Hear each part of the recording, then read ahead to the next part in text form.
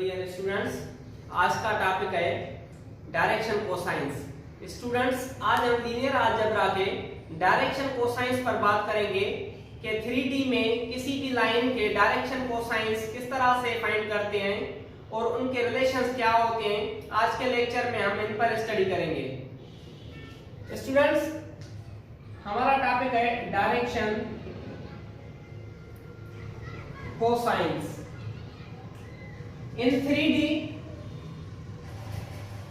This is x-axis, this is y-axis and this is z-axis.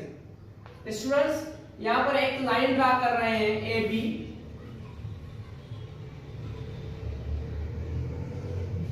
Students, हमें इस A B line के direction cosines find करने हैं। तो स्टूडेंट, डायरेक्शन कोसाइंस फाइंड करने के लिए हम यहाँ ओरिजिन से एक लाइन ड्रा करेंगे OP, जो कि AB लाइन के पैरेलल होगी। तो स्टूडेंट्स, इस AB लाइन के साथ जो x एक्सिस एंगल बनाएगी या इस AB लाइन के साथ जो y एक्सिस एंगल बनाएगी या z एक्सिस एंगल बनाएगी, वही एंगल से OP लाइन के साथ बनेगी। स्टूडेंट्स, वो इसलिए सेम एंगल्स बनेगी क्योंकि ये दोनों लाइंस पैरेलल हैं और जब दो लाइंस पैरेलल होती हैं तो उनकी एंगल से सेम बनती हैं। तो स्टूडेंट्स, OP लाइन के साथ x एक्सिस से जो एंगल बनेगी उसको अल्फा कहते हैं और जो y एक्सिस के साथ एंगल बनेगी वो बीटा होती है और जो z एक्सिस के साथ एंगल बनती है वो गामा होती है। स्टूडेंट्स, अगर हम इन एंगल्स के साथ cos लगा दें तो जो रिजल्ट्स मिलेंगी वो डायरेक्शन कोसाइंस होंगे इस AB लाइन के। स्टूडेंट्स, मैं रिपीट करता हूं, ये जो हमें एंगल मिली है इस OP लाइन के जो x एक्सिस से अल्फा बनी है और OP लाइन जो y एक्सिस से एंगल बना रही है वो बीटा बना रही है और z एक्सिस के साथ जो गामा बना रही है एंगल। स्टूडेंट्स, इन एंगल्स के साथ अगर हम cos लगा दें तो जो रिजल्ट्स हमें मिलेंगे वो इस लाइन के डायरेक्शन कोसाइंस होंगे। तो students, direction cosines of line AB are given by cos alpha, cos beta and cos gamma. Student, this is the direction cosines of line AB. Students, in directions को हम represent करते हैं L, M and N से। Direction cosines are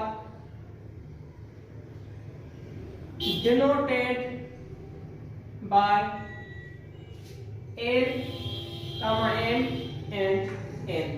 students, इसको हम इस तरह से लिख सकते हैं L is equal cos alpha, M is equal cos beta and N is equal cos gamma. Students, direction cosines, जिस तरह से हमने इस AB लाइन के डायरेक्शन कोसाइंस फाइंड किए, सिमिलरली हम एक्सिस के डायरेक्शन कोसाइंस फाइंड करेंगे। Students, axis means x axis के डायरेक्शन कोसाइंस क्या होते हैं, y एक्सिस के डायरेक्शन कोसाइंस क्या होते हैं, z एक्सिस के कोसाइंस क्या होते हैं। तो आइए हम देखते हैं डायरेक्शन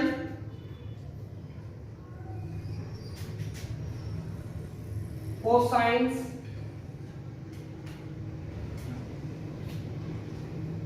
of axis।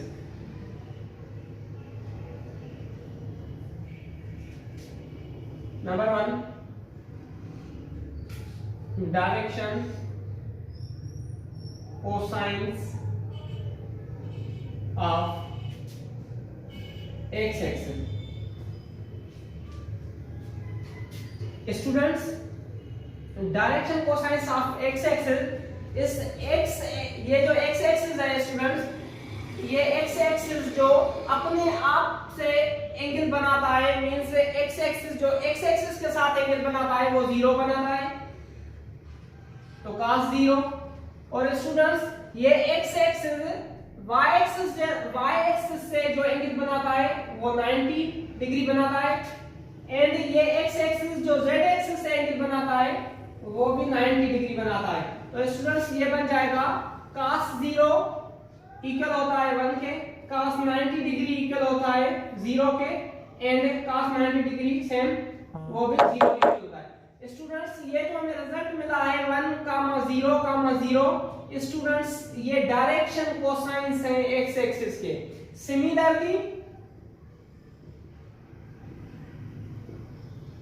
डायरेक्शन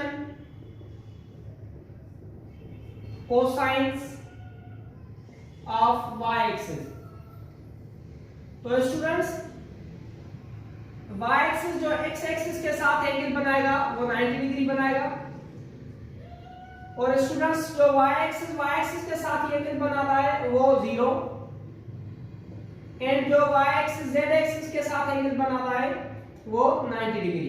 तो स्टूडेंट्स इसकी जो रिजल्ट होगी cos 90 is equal 0, cos 0 is equal 1, and cos 90 degree is equal 0। तो स्टूडेंट्स 0, 1, 0 ये जो रिजल्ट हमें मिला है स्टूडेंट्स, इसी रिजल्ट को कहते हैं direction cosines of y axis. Similarly direction cosines of z axis, तो स्टूडेंट्स z एक्सिस जब x एक्सिस से एंगल बनाता है तो वो 90 बनाता है, और z एक्सिस जब y एक्सिस से एंगल बनाता है तो वो भी 90 बनाता है, और स्टूडेंट z एक्सिस जब z एक्सिस से एंगल बनाता है तो वो 0 होती है। तो students cos 90 is equal to 0, cos 90 is equal to 0, and cos 0 is equal to 1। Students ये जो हमें रिजल्ट मिली है 0, 0, 1, स्टूडेंट्स इन्हीं रिजल्ट को कहते हैं direction cosines of z axis. Students ये नोट कर लीजिए। स्टूडेंट्स आपने देखा कि 3D में किसी लाइन के डायरेक्शन कोसाइंस क्या होते हैं और किस तरह से हमने एक्सिस के डायरेक्शन कोसाइंस फाइंड किए। तो स्टूडेंट्स आइए अब हम देखते हैं कि relation between direction cosines.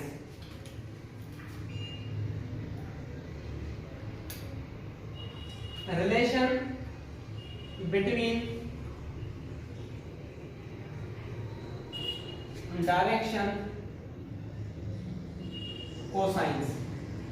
Students, in 3D, this is x axis and this is y axis and this is z axis.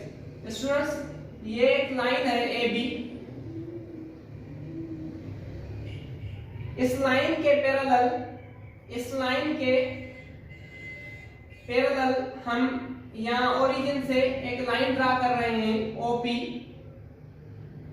Student 3D में जो किसी पॉइंट्स के कोऑर्डिनेट्स होते हैं x, y and z। Students यहाँ पर ये ओरिजिन है तो इसके कोऑर्डिनेट होंगे 0, 0, 0। स्टूडेंट्स यहाँ पर ये जो OP है, OP का जो डिस्टेंस है इसको हम r से रिप्रेजेंट कर रहे हैं, और इस P से x एक्सिस पर एक परपेंडिकुलर ड्रा कर रहे हैं।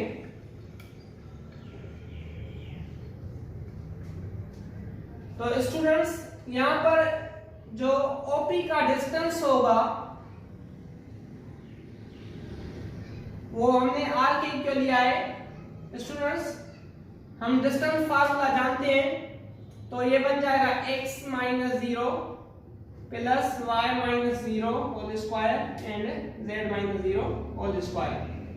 तो स्टूडेंट्स ये बन जाएगा r इज इक्वल रेडिकेंड x - 0, ये x बन जाएगा x स्क्वायर प्लस ये बन जाएगा y स्क्वायर एंड ये बन जाएगा z स्क्वायर। स्टूडेंट्स हमें ये स्क्वायर रूट खत्म करना है, तो ये हो जाएगा r square is equal x square plus y square plus z square. Students इसको हम इक्वेशन A देते हैं। स्टूडेंट्स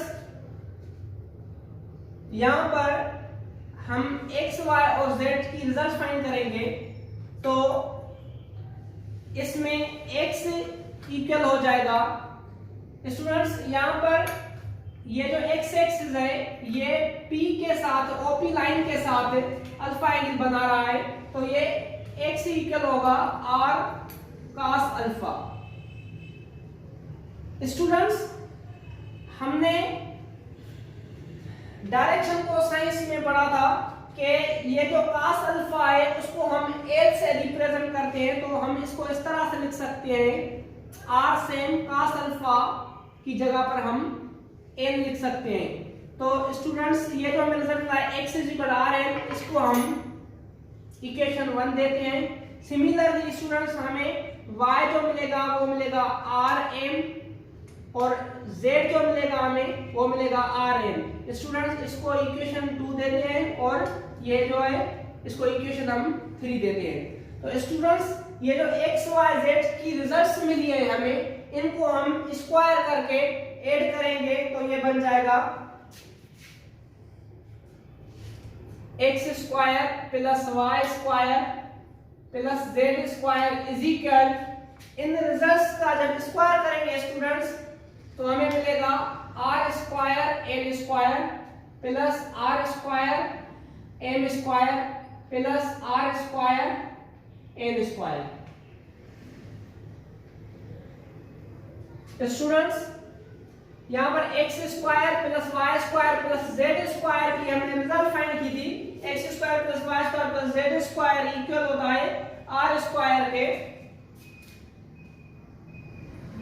तो स्टूडेंट्स ये बन जाएगा, यहां से r स्क्वायर कॉमन लेंगे तो ये बन जाएगा l square plus m square plus n square. Students यहां पर r स्क्वायर मल्टीप्लिकेशन में इसको शिफ्ट करेंगे तो ये हो जाएगा r square upon r square is equal l square plus m square plus n square. Students इसकी रिजल्ट होगी 1, तो ये बन जाएगा l square plus m square plus n square. Students हम इसको इस तरह से लिख सकते हैं l square plus m square plus n square is equal 1। Students ये जो हमें रिजल्ट मिला है इसको कहते हैं relation between direction cosines. Students we know that l जो होता है रिप्रेजेंट करता है cos अल्फा को एंड m रिप्रेजेंट करता है cos बीटा को एंड n रिप्रेजेंट करता है cos गामा को। तो स्टूडेंट्स इसको हम इस तरह से लिख सकते हैं cos square alpha plus cos square beta plus cos square gamma is equal to 1। Students, this is the relation between direction cosines. Students, यहाँ पर एक रिमार्क है,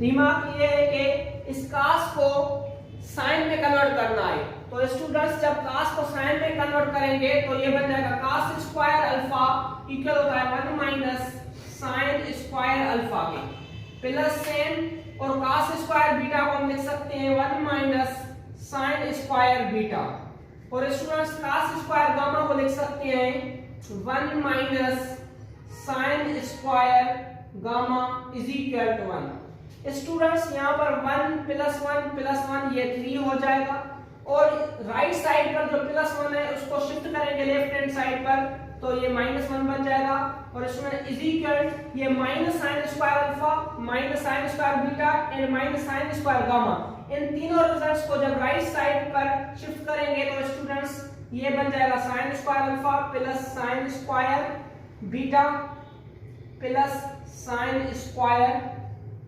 गामा।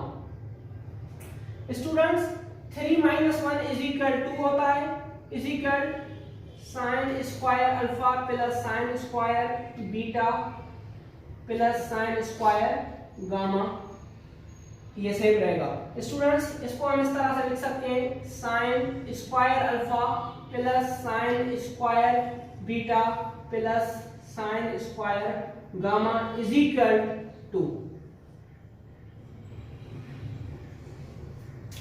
स्टूडेंट्स अगर आपको हमारा ये वीडियो अच्छा लगा हो तो वीडियो को लाइक करें और चैनल को सब्सक्राइब करें और स्टूडेंट्स ये जो वीडियो है अपने फ्रेंड्स के साथ शेयर करें।